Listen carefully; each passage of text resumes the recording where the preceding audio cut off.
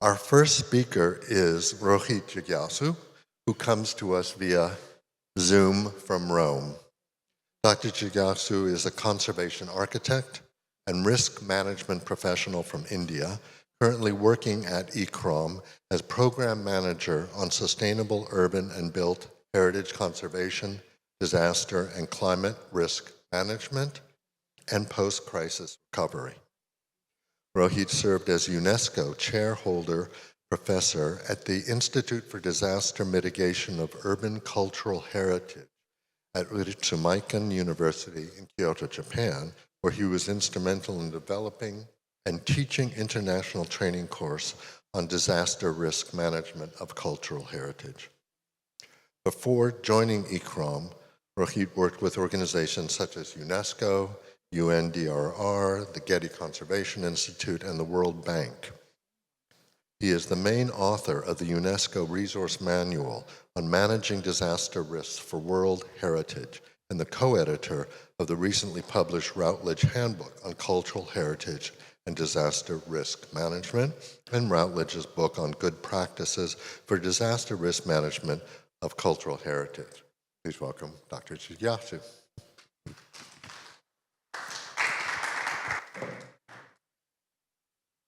Thank you very much. Thank you for a very generous introduction, Jeff. I really appreciate. So I'll straight away move to my presentation, just sharing my screen. And let's see, hope everything works well. Okay. All right, so let me start by really asking some critical questions, because when we have to think about capacity building, it's very necessary that we question why are we building the capacity. And this is even more relevant because whether we are technical people, architects, engineers, when we deal with post-conflict situation, we are actually looking at it from a social lens, and we are dealing with heritage in situations where socio-spatial structure has been altered following the crisis due to displacement. In many situations, new social groups move in while original ones move out or have changed the location. There is also a question if the old identities can be reinforced or new identities can be recreated, and can existing identities go through transformation. These are very difficult questions, but these are always there when we are in a post-crisis context.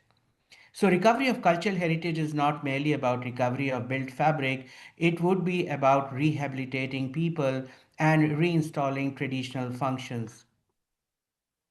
So, it's also quite important then to question how recovery promotes cultural diversity, tolerance through consideration of heritage belonging to all sections of community. Because heritage is not a neutral, is not neutral. Rather, it's always connected to many facets of communities, which are very diverse and complex.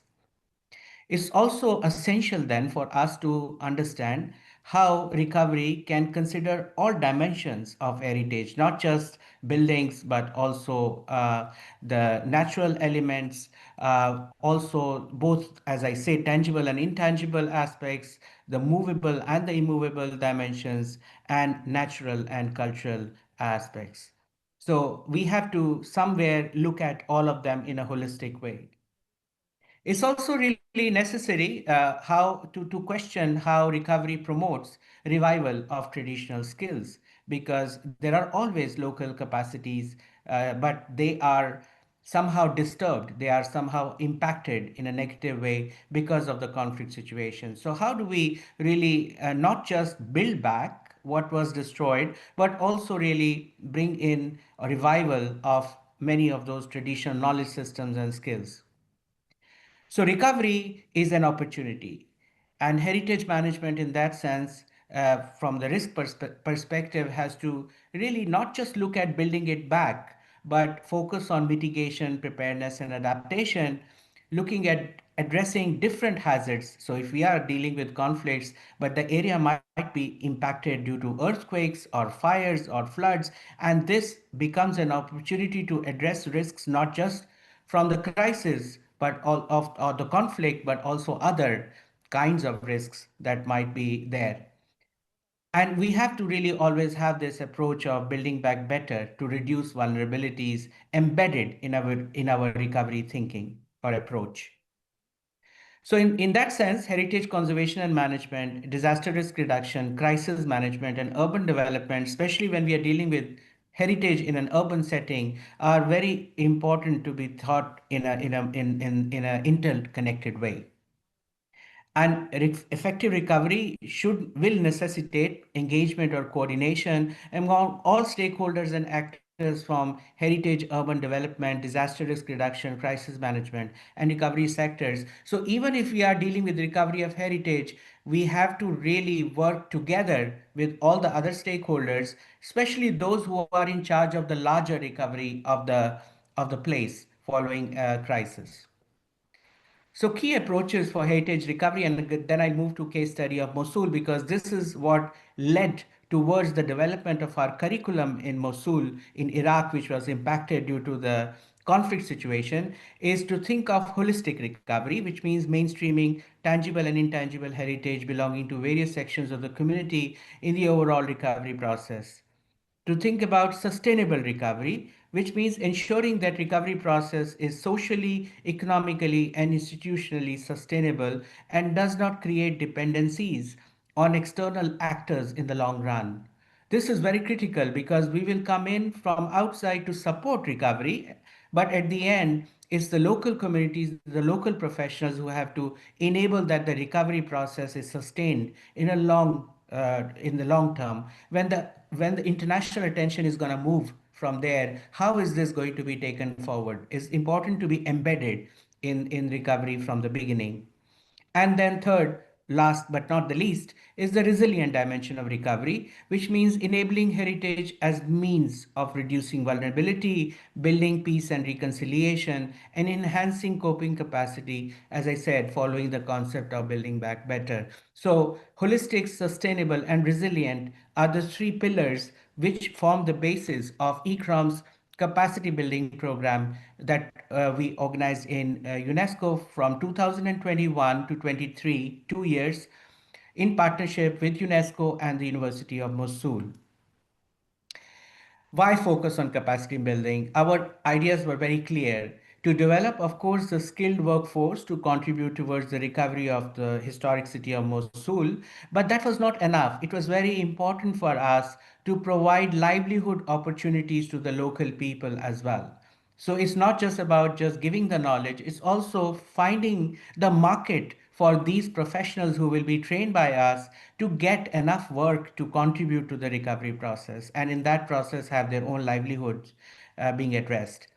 To protect, restore, rehabilitate, and reuse cultural heritage. And I would come to that because there are different dimensions of recovery which have to be considered in a recovery process. And that can go beyond just restoration. And as I said earlier, to use recovery as an opportunity to build back better, to develop a curriculum on heritage conservation and management based in local academic institution. And I'm hoping that this is what your idea has been behind the establishment of the research center because you cannot do any sustainable recovery if you don't embed it in a local academic environment so that this process can go on for the future even when the situation has come to normalcy and we still continue to produce professionals who have all these knowledge skills with them. And and last but not the least, to build the capacity of the urban local body or the local municipality or the local institutions in the long run, because that they are the ones who will carry on governance of heritage in the long term. So the key target audiences for our capacity building program were young professionals. They were recent graduates or emerging professionals from Mosul, from professional backgrounds of architecture and civil engineering. And we wanted to give them the knowledge and technicals, but also the soft skills needed for managing, implementing, and monitoring the holistic recovery of cultural heritage of Mosul. And I want to emphasize here the importance of giving both the technical knowledge but also the soft skills of how do you negotiate with different stakeholders, how do you deal with communities that have gone through trauma. This requires a different kind of skill set than being able to document, to do all surveys and do the recovery in a more technical way. And then, along with that, it was very important for us to consider that this capacity building is going to also have a component of training craftspeople. And we wanted to make sure that architects or engineers are going to work collectively with these craftspeople and their skills, whether they are masons, carpenters, stone carvers, metalsmiths, their skills also need to be really upgraded. And in many cases these traditional knowledge has been lost, because of the crisis situation. So we wanted to have these two sides, young professionals and craftspeople, to be trained side by side, and also to make them learn to work together with each other, because that's the reality in a recovery context. Craftspeople and professionals have to learn to work together. So there were these two tracks, track one, as I said, on built heritage professional development, and track two on building crafts revival and upgradation. Track one, just to show you, was few through these few images, was very much field oriented. We did practical exercises on the damaged sites, learning how to really assess the document, assess the conditions, assess the risks, and then develop appropriate recovery interventions. We designed the curriculum in a way to link research and practice, and as I said, to learn both hard and soft skills. And this was done through classroom lectures, field exercises, and practical trainings. In fact, they were all going hand in hand every day of the training. So this is just in brief the curriculum as it was designed. It had two main parts to it. The first part was really on training on recovery tools, whether those tools are about how to assess situation and local context, how does one do documentation and survey, assess the values and the significance, undertake damage and risk assessment. And then we had the other part, which was focused on planning for recovery, implementation of recovery projects, and then monitoring of the recovery projects. And it's important here also to mention that we wanted to look at different levels, from the larger level at the city level to the area or neighborhood level to the building level, because all these recovery interventions will be having these different scales always. So documentation using the state-of-the-art technology, while we gave them all these skills, we also gave them very basic skills on how to draw and how to really do even oral documentation of different understanding of the intangible heritage and the connection of community to the place. So it was done through, as just through some of these images, uh, exercises in the classes and also outside in the field with regular discussion. And then was an important component, which was about engaging stakeholders. We got the participants to actually go and talk to various stakeholders, understand their needs, understand their perceptions, and also sometimes their conflicts with the other stakeholders, so that there is also an ability to bring them together and develop a kind of consensus on how what kind of direction the recovery should take place. It was also very important for us in this curriculum to talk about the decision-making process for making various interventions for recovery, and then we really try to explain them through very practical examples on what it means to do a repair or to restore or reconstruct or to rehabilitate, adaptive reuse, and also reuse of salvaged heritage fragments, because often all the fragments are not there, there are a few. So what are the options available to deal with those which are salvaged from the crisis situation, and of course on the upgradation of infrastructure. So the levels of recovery planning and implementation, as I said, was at these different levels. So crucial questions for decision making, that was really always at the back of our mind when we were giving them different kinds of exercises, was what to recover, because it's a question that you have to arrive at through certain systematic analysis. What to recover, how to set priorities for recovery When your resources are limited, you have to prioritize. How do you decide these priorities? What to retain, what to let go, and on what basis? Because maybe you cannot keep everything in some situations. Maybe it's in a condition that you cannot use it. So what do you deal with that? How do you decide that? How does one combine traditional and contemporary design, material, and technology? Well, who should participate in recovery planning and implementation, and how? How to document the entire process of recovery? So there were these questions that were always there. And then moving to track two on building crafts, revival, and upgradation, we trained 70 skilled craftspeople, and we really did that on first making a needs assessment to understand what is the current status of these traditional crafts. Who are the craftsmen who are left in the city or in Iraq?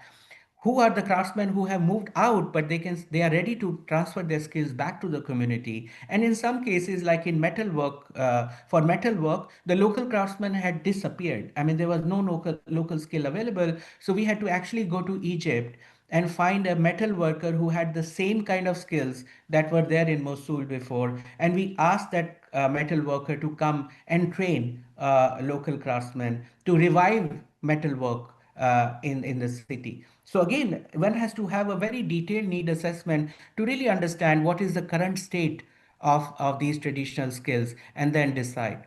So we established many workshops, each for different materials, from stone masonry and decorative plaster, alabaster, metalworks and woodworks.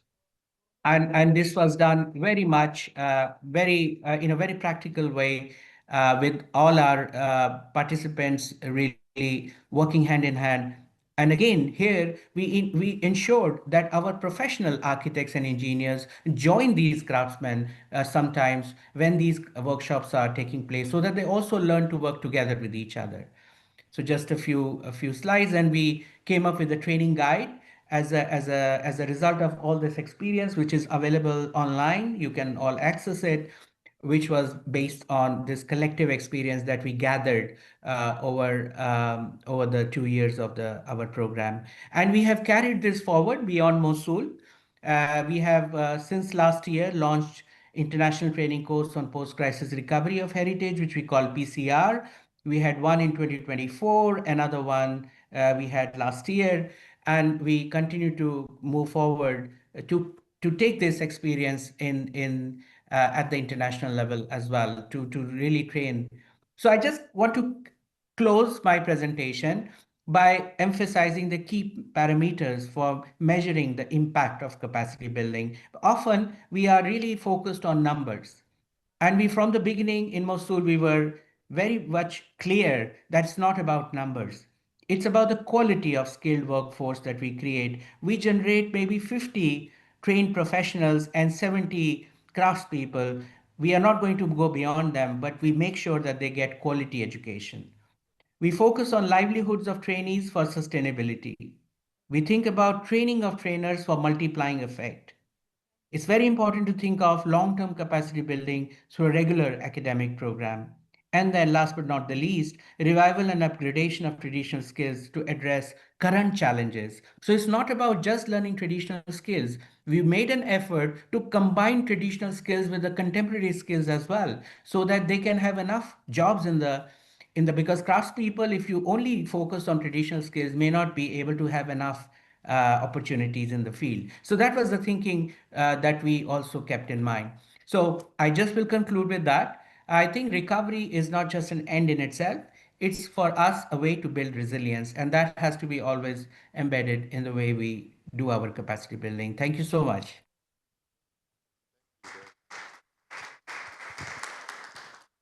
Thank you, Rohit. That was excellent.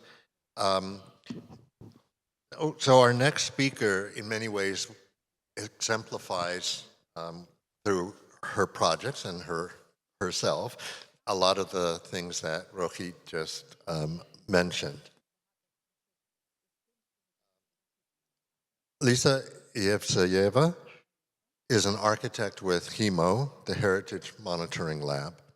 She works in both research and practice on heritage preservation projects, addressing the challenges of decommunization, decolonization, and war. She is the author and curator of the project Occupied Heritage of Southern Ukraine, Stone Embroideries of Nova Kharkova, which is an exhibition, lectures, and a workshop on authentic monumental techniques. Ms. Ievseieva received her architecture degrees from the Kyiv National University of Construction and Architecture and completed a course on urban heritage strategies at IHS in Rotterdam.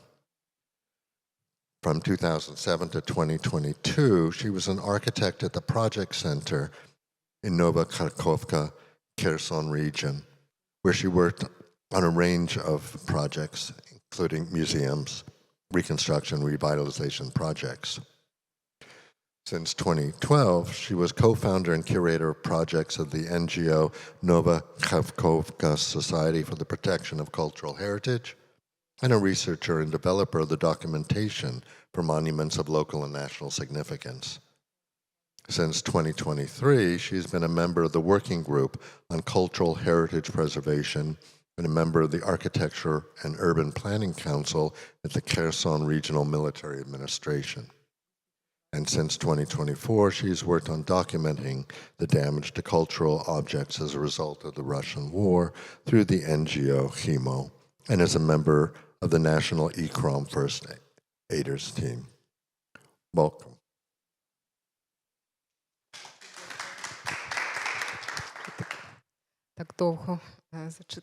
Okay, so much was mentioned.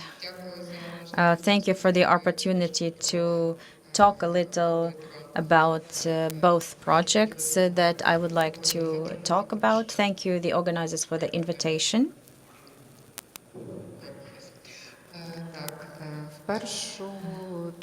So primarily, I would like to familiarize you with the Heritage Monitoring Club. This is the first initiative, and now it's the NGO that works with overcoming consequences of the war for the cultural heritage of Ukraine, and works in a few directions, both the digitalization of the museum collections, because part of the participants are familiar with this activity. I'm not going to dwell on it at all. And my part that I am the curator of is documenting the damages of the objects of cultural heritage and cultural infrastructure for justice and recovery. And apart from these directions, as you have already heard, and from the previous speaker, it's also about the knowledge, the skills, the strategies, communication with the community. So all of it is also part of the area of our responsibility and activity.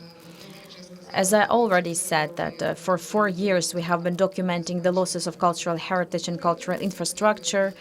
The initiative grew from the staff Harry, when Vasil Rushko, Igor Poshevailo, and other active actors realized that in order to realize the scale of losses that the war caused us, we need to be very active. And without, social initiative, you can't do. Together with the military administrations, we are working with the big number of partners and public initiatives, and we managed to implement large-scale initiatives and tasks. And this can only be done in cooperation and in building ties with all actors in the cultural heritage sector. Here is a little information about our partners. These are big, powerful international partners. We're thanking for the trust, for regular support, because without it, you can all imagine that it would not be possible to do such complex projects.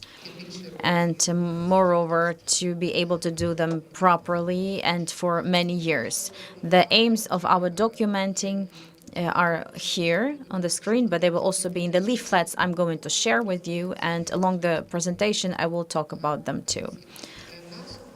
Currently, we have conducted 184 field expeditions. That's when the HEMO team goes to the site that was damaged, surveys it, records the fact that it was damaged. So it was almost 20 regions of Ukraine, unfortunately, more than 2,000 studies. These are the objects that we did see and documented.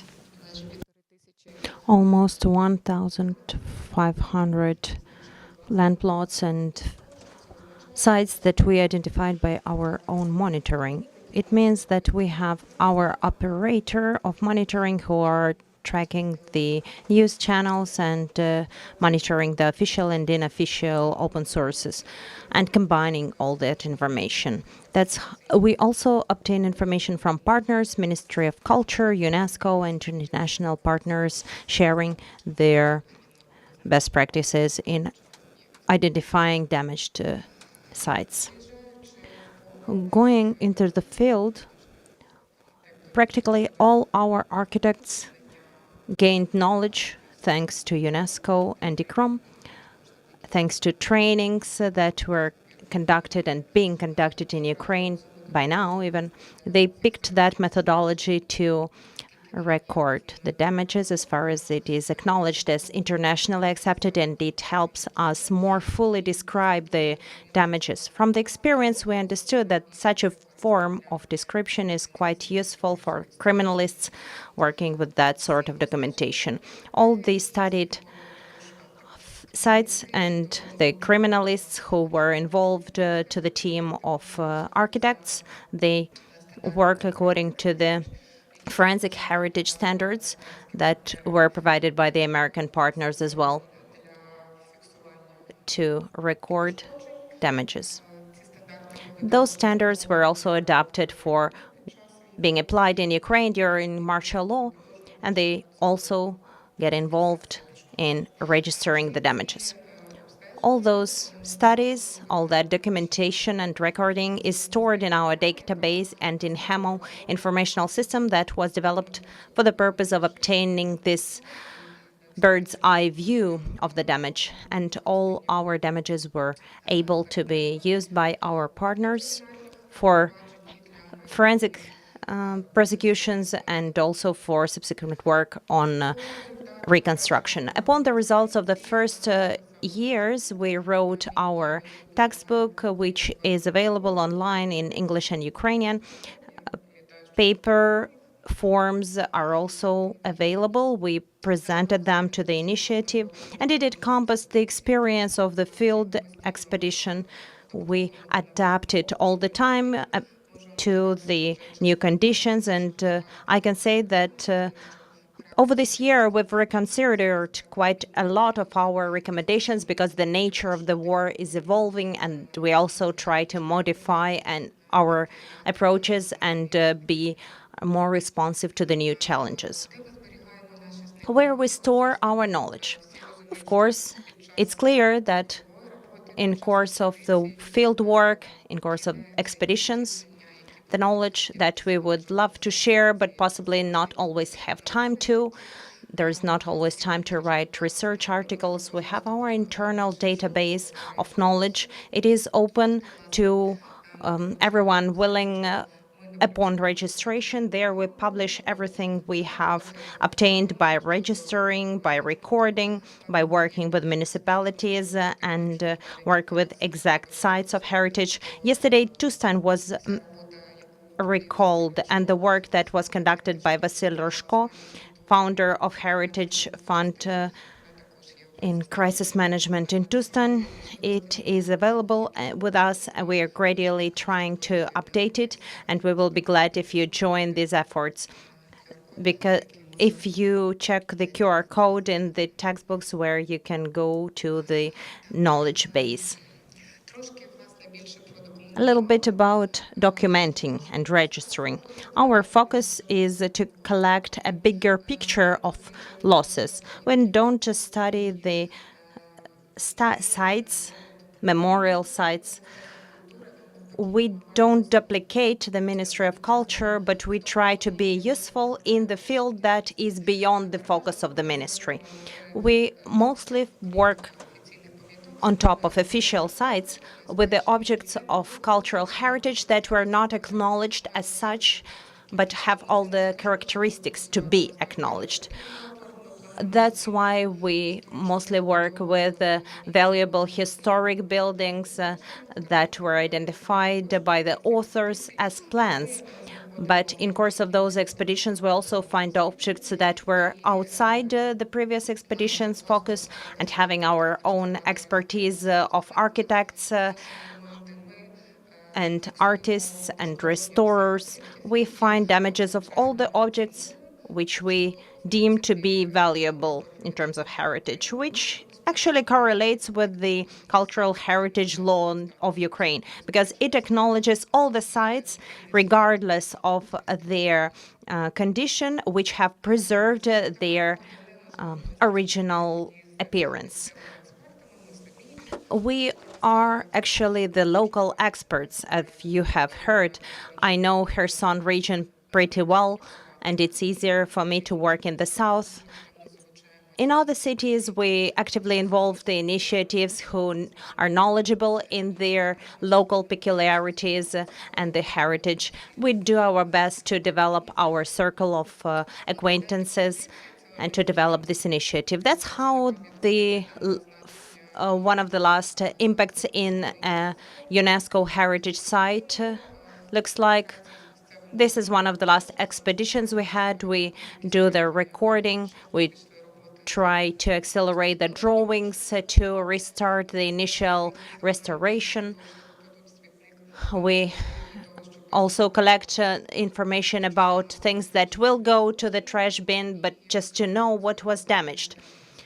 And we also record the official heritage. This is south, this was in the south, and the unacknowledged heritage were objects of the 20th century, everything related to constructivism, modernism of that period when classical direction was being developed of the 1950s. The majority of those objects, of course, are not heritage sites, but they are important, unique, and critical for us, for our Ukrainian culture. We actively work also with the developers, with village and city construction. This is Odessa. This summer, we practically didn't leave Odessa quarters, recording the historical buildings that were not listed in any heritage knowledge base.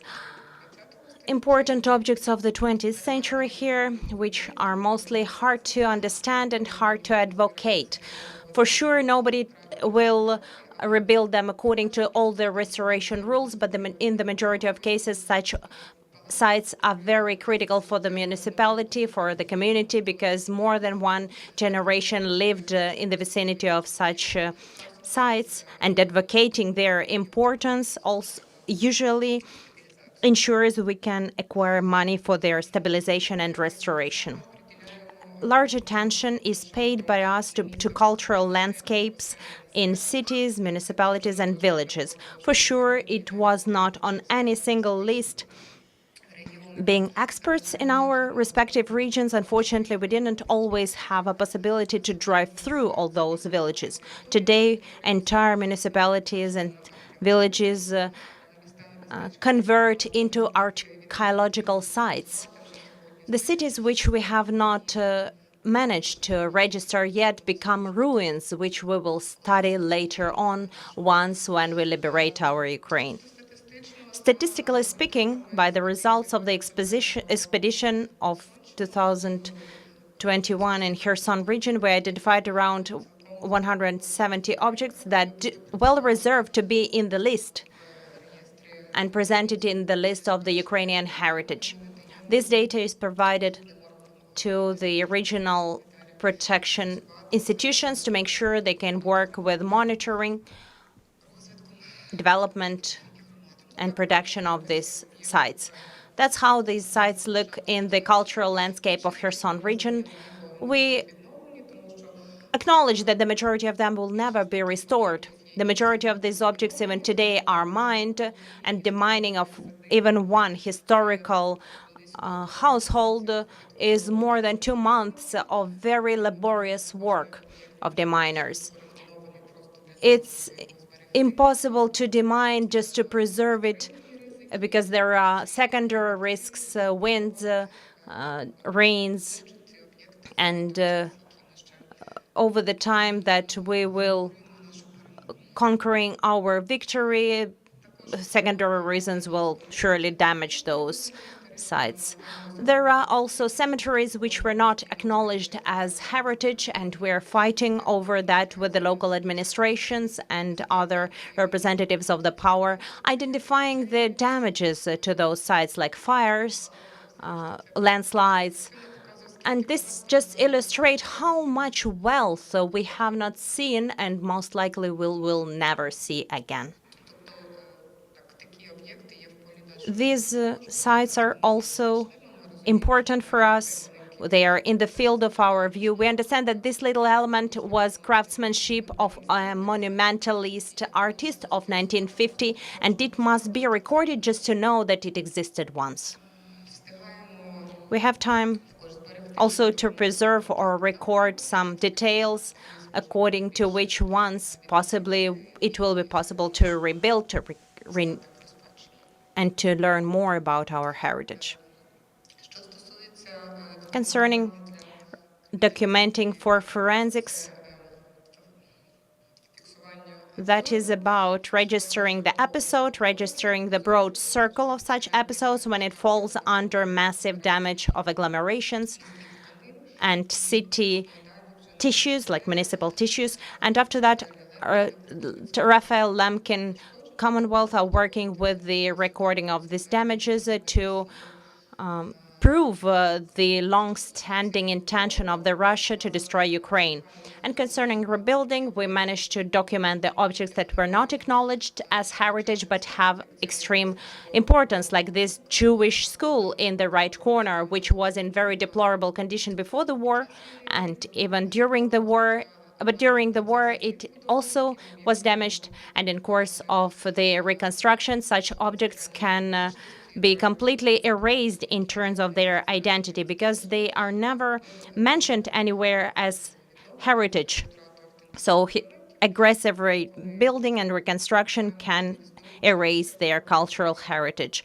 That's where we can involve ourselves and do recommendations in order not to lose at least some part of the objects that deserve reconstruction according to the heritage. When we have possibilities to study entire settlements, like it was Novovorontsovka last year during the 3-day arms peace ceasefire, we managed to identify all the historical layers, and the today's authority of the city and even the city administration are ready to work in the direction of making sure this settlement becomes heritage and works with its heritage more sustainably and systematically whenever there is such an opportunity. I will allow myself to tell you about Novakhovka city. My experience on working with such sites was born in Novakhovka. That's a city in the south of Ukraine, in Kherson region, which was constructed to build Kakhovka Dam, around Kakhovka Dam. It has unique city building history. That's a garden of a city. It was all the Academy of Sciences of Ukraine tried to build a piloting project on reconstructing Ukraine in the after-war years, possibly that was after the Second World War, based focusing on those items that were not possible to rebuild. That's why I'm saying it is wrong to say that everything will be rebuilt is the wrong approach, because for sure not everything will be rebuilt. And even if it is, it will not reproduce the authenticity, the original authenticity. That's how, in course of the Second World War, as you know, they were one of the biggest damages. Here, the artists, Boychukist artists in the 30s did this entire city intertwined with the unique Ukrainian ornamentation.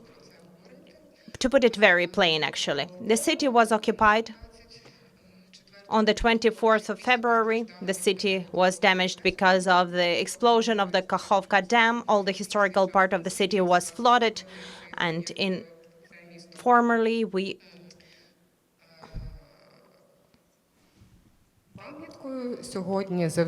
approached this city as a heritage. Unfortunately, Katerina is not here, but she helped us to finalize this project.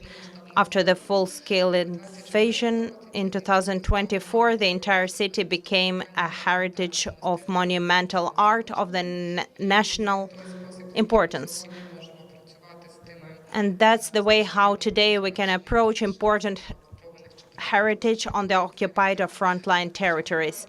That's how the state and experts and community can claim that we do not give away our heritage to the enemy. We try reinforcing it by making it visible and registering everything as much as possible, because that's our heritage. Today, with our OSINT monitoring, we have calculated more than 50 objects in Novakhovka itself that were damaged or lost. That's an illustration when we need local expert, because in the majority of cases we have such photos, and if you have never been in this city and you have no idea what that is, you will not identify what sort of object that is. But if you're a local expert, you can specify which is which and to tell the scale of damage and loss. After that, what are we doing as well? The Novakhovka Commonwealth of Protection of Heritage, jointly with them, we identified the objects that were fenced and inaccessible. We can work with registering, we can work with providing visibility and heritage status. We reproduced the technique that was used for carving, and this carving technique is being spoken out, describing the waves of renaissance of the Ukrainian culture. That's a big role of holding us together, notwithstanding the fact that we are dissipated all around the world. This motto was presented to us. It was in Poland when a lady, 70 years old, during a workshop, did her part of this stone cross-stitching. She said, "I'm from Novakhovka, my house is destroyed," and she said that now I understand, I will come back and I will rebuild my house. Our heritage sites are damaged, but we can return them, and it can bring us hope for revival. Thank you for your attention. It's not my gratitude, that's how I let myself be the voice of the heritage that was destroyed, that has never had our attention. That's a lyceum in Vysokopila that survived shelling. The women, the ladies who are living in that settlement, on the following day, whenever it became possible, they carried from their orchard those flowers that you see and planted them there, because that heritage for them is the center of their identity. That's our land, and we want to live here, and we want everybody to know about this land. That's why, thank you very much for your attention.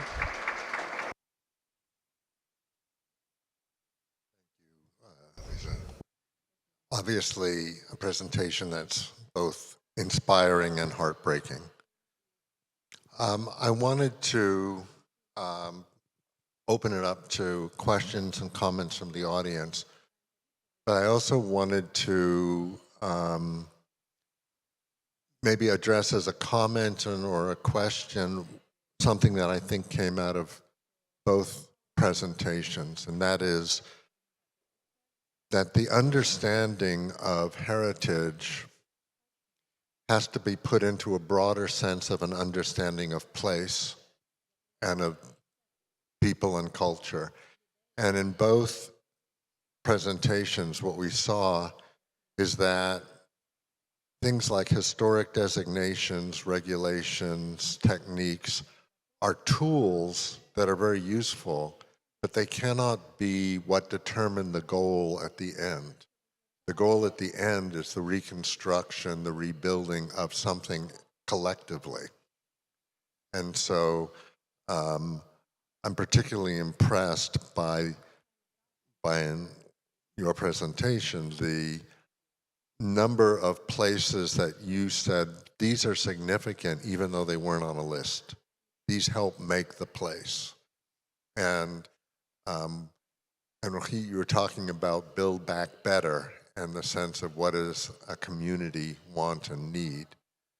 And so the collaboration, you know, I guess the question is, how do you go about putting together the teams that will help you know which way to go, where to go with these projects in the future? Who do you see leading or taking a lead in a community and saying, okay, now we're in a position to do something, what do we do? And who does that? How do you put that together? How do you become part of that?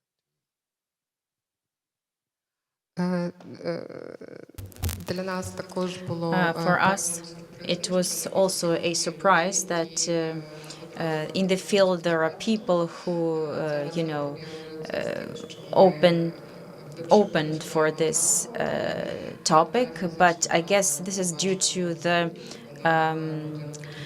trauma. People are going through trauma in a more deeper way now, and the buildings also is the source of their trauma. When we can't do something to their spiritual trauma, then we can mend the visible to us repairs on the important buildings at least first. So when we cooperate with the initiatives, with local communities and the knowledge that we manage to transfer, I mean, the expert crisis is huge, yes. Even today in Kherson region, in the 17 occupied communities, there's only one architect.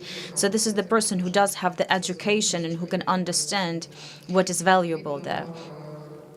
So just opening up our eyes at seeing something valuable, people are ready to take some minimum measures to make safe, to safeguard, to look for resources. So from us, as we talk about the existing opportunities, we can offer them some training, some grants that can help them in the future develop. And we believe that these efforts are meaningful. And if you are infected with the heritage, so to say, so that's for life.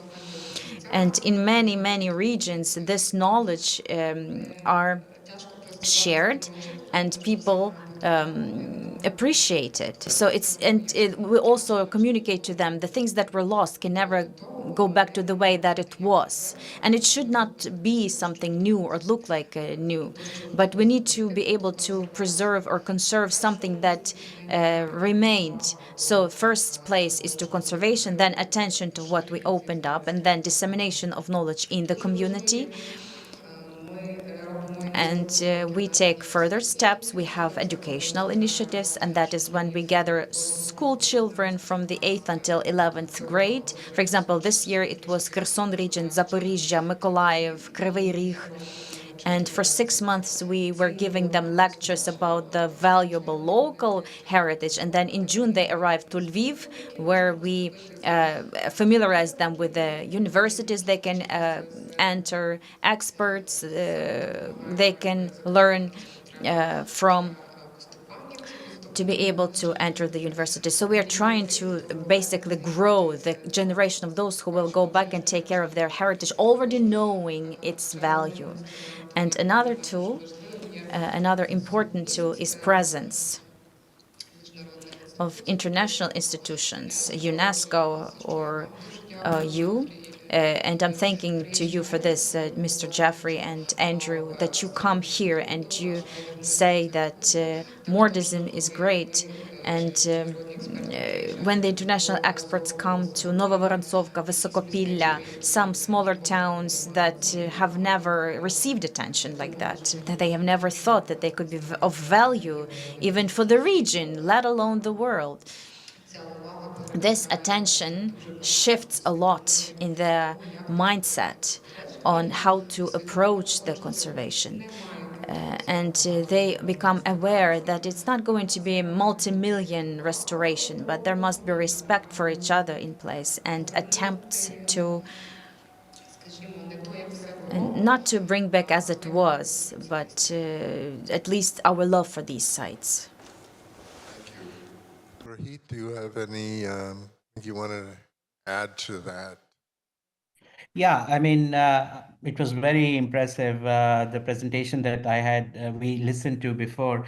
I just want to say exactly what was mentioned earlier, that heritage should not be seen as an end in itself. No, it's a means. It's a means to build the society. It's a means to connect to the wider well-being of those people who have gone through trauma. So we cannot restrict ourselves to just a few select monuments or a select buildings. It's so important to recognize something that has meaning for the community, that the community can connect to. That's on one hand. On the other hand, it's also an opportunity to bring in focus a lot of heritage that is not recognized, as was mentioned earlier. And that heritage, whether it is a modern heritage, whether it's a heritage which has much more local connotations, it's necessary that our understanding of heritage goes beyond, because unfortunately in many situations we have found that the larger notion of heritage is very monument centered, and we have to use this opportunity to establish a wider understanding of heritage and its meaning for the society. Thank you. Question from the audience.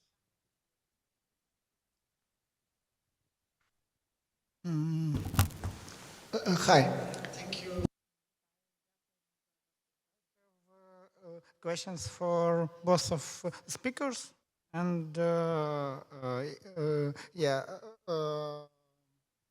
main question is how do you see in general rebuilding revitalization of ecological landscapes? For example, in Mosul you have like big buildings, some stone constructions, but around you have a lot of ecological landscapes. So how you see it should be in general revitalized? And particular questions to Liza is what aspects do you document on ecological sites, and what you plan to do with your database later? Okay, thank you very much for your question. Maybe I'll try to answer the first part on Mosul. In fact, when the recovery work started, a lot of archaeology got exposed because maybe it was hidden inside the buildings, maybe, but many of them, when they were damaged, we could actually find a lot of more archaeology underground. So, and also, as you said rightly, there's a lot of, it was a center of the Mesopotamian civilization, so there's a lot of archaeology around the city as well. So our when we looked at the training and capacity building program, we of course also included archaeology as an important element, and really tried to not just look at it in terms of preservation, but also how do we integrate that in the larger urban development process? Because let's face the fact, a lot of these archaeological sites are under pressure of development now, and especially after the recovery work started, unless those archaeological areas are demarcated and there's a certain plan for them, many of them might get impacted or even disappeared. So that was absolutely a part of our discussion, and it was very much embedded in our approach. it's not about just preservation, it's also about how does archaeology become part of people's day-to-day lives. So whether it is in terms of creating spaces where people can have some recreational activities, maybe just be around but use them, and rather than just separate people from these archaeological sites, which will actually make them more disconnected. So a lot of discussion here was not just about preservation as such, but about integrating these sites which are no longer living as such with the urban development and planning process in a way that they become part of the community's lives. So that kind of expansion of heritage in different facets, in different layers, is so critical. And I just want to also mention one more thing. We actually figured out that there was a lot of archaeological remains that were discovered, right? As I said. And the question was, how do we deal with them? Shall we put them in a museum? So a very interesting approach was also to document them, to really give them some kind of reference number, but also make them visible to the local community so they can come and see as an open air exhibition as to what are the real the richness of the heritage that probably they didn't even know before. So this is also an opportunity in terms of interpretation of heritage in the recovery phase, so that community becomes more aware of the diversity of heritage that is there, which probably they were not even aware before this whole crisis. So yeah, your question was very important, and thank you very much. Please. Я можу так тепер. Okay, now I can comment. You did ask about what we are going to do with our database in the future, so I'm going to start with answering that. So based on our documenting in these 4 years of immovable facilities, we already have more than 4,000 of records. And when we work with data of our partners like Ministry of Culture, UNESCO, and Institute of Virginia, we have formed a consolidated list of damages. And we already have it in the digital format. We cannot make it public yet because you understand that this requires a lot of approval stages from the Ministry of Culture, and not only Ministry of Culture, because still we haven't identified whether or not we can publish it and which data can be published. So until these lasting stages are ongoing, when it is being decided what can be published and what cannot.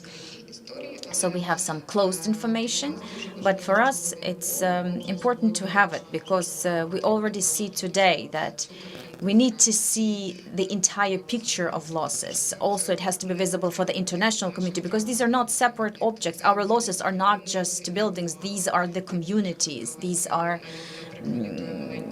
like if we speak about Novovorontsovka as an example, this will be separate objects, and also the settlement area, and something that was destroyed, like the Kakhovka power station blast. So, and the suburbs are mined there, and you cannot highlight it in any other way until you get the entire list of it. And the totality of all this will show the huge genocidal intention. That's why we want this register to be public. We wanted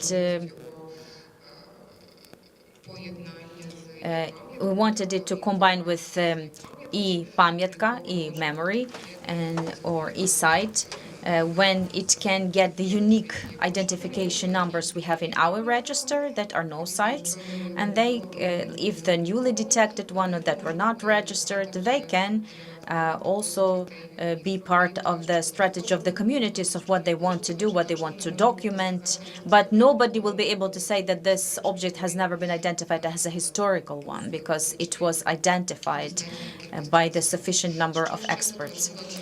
Another important thing for us We want this register to be available already today, because we see then how much support there is in place. And we are thanking the world for the attempts for funds for reconstruction, to make it even better than it was before. And even now we have requests, because sometimes this money has been allocated in a not unfair way, in the unfair way, because some funds that are allocated to the objects that are not in the list of the damaged objects. And the communities are to have the understanding what's going on, to avoid corruption, and to participate in identification of priorities for reconstruction and recovery, and to also partake actively in what and how we are restoring. So I think that this information could be very much needed by a wider circle of actors, and I would really want to have more cooperation here and more understanding with everyone. And for me, it's especially important to communicate this information to those teams of the people who are responsible for the reconstruction, the ones that go on the site to do the very first job, like the first response contractors who help with their bulldozers very quickly. And that's something that we are working on to avoid that. And as for archaeology, could you please clarify the question about archaeology? No microphone.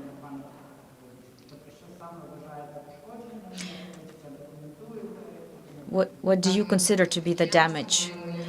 My team and I do not document archaeology. This is done for us. For example, Olena Deladze in Mykolaiv region, we support their expeditions. Sometimes we can go together. We are ready to accept all the documentation they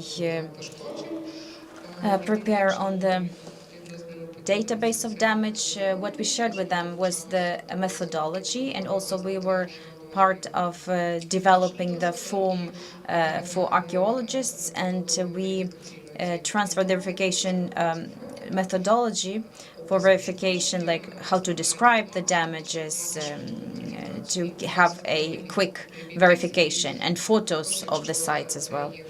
Because if it's a photo on the digital bearer, then we accept it and we keep it in our databases. Thank you. Thank both of our speakers. I know we need to keep approximately to schedule. Добрий день, там чути, я руку підняв. Good day. Can you hear me? Because I did raise my hand.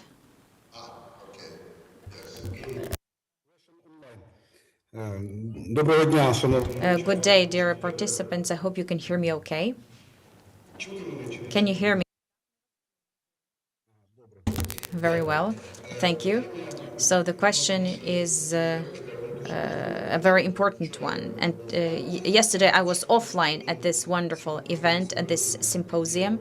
Today I participate online. But what important is what Rohit spoke about.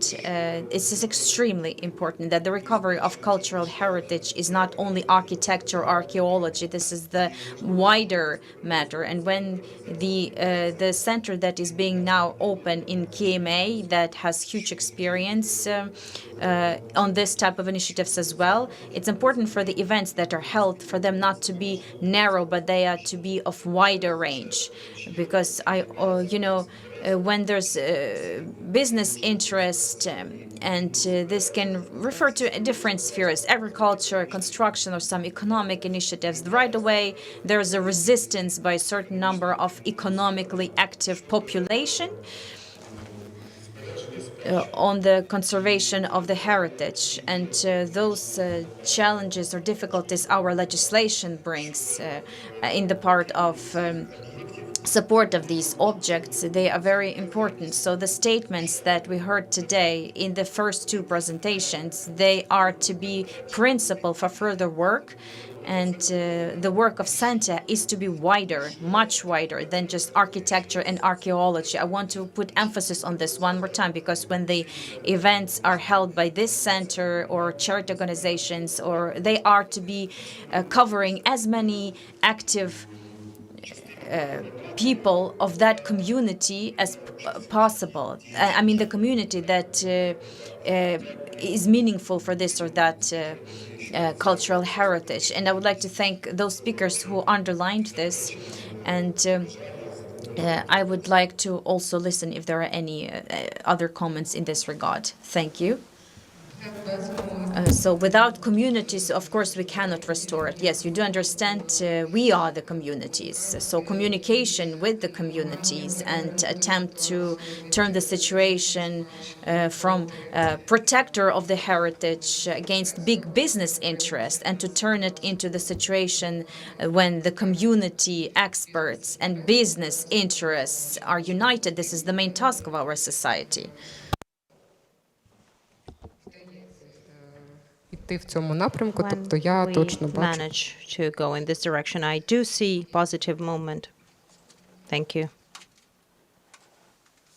I think what you just said is very much in line with the intentions of the people behind the center as well.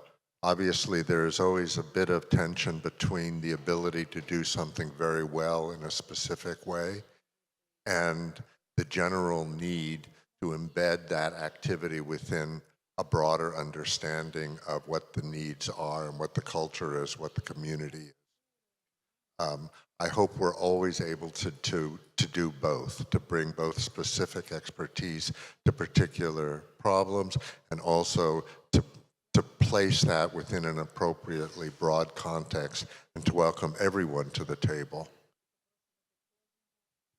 So again, thank you for that comment. Thank you to our speakers for a great first session today. Thank you very much. Thank you.